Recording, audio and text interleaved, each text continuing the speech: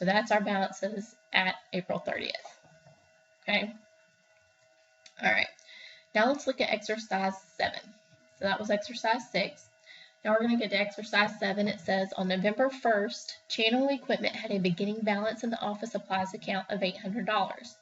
During the month, Channel purchased $1,000 of office supplies.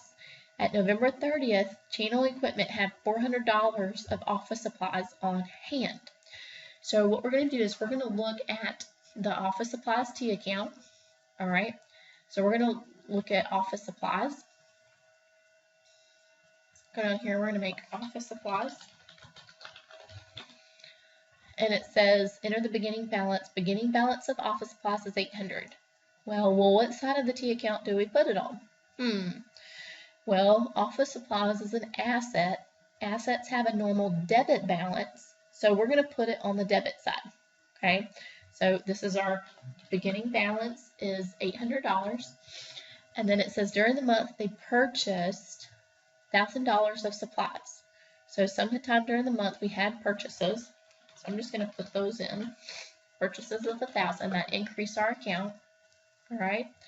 And then it says at November 30th, they did a physical count. They actually counted how many supplies they had, and they had $400 worth. So I'm going to put $400 down here. We know this is our ending balance. All right.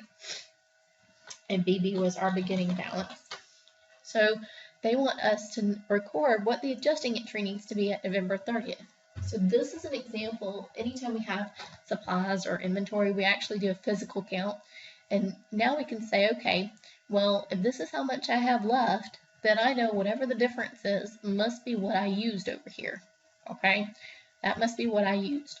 So right here, I've got a total of $1,800 worth of it in supplies, office supplies.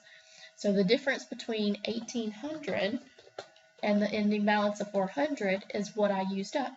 So I used up $1,400 office supplies.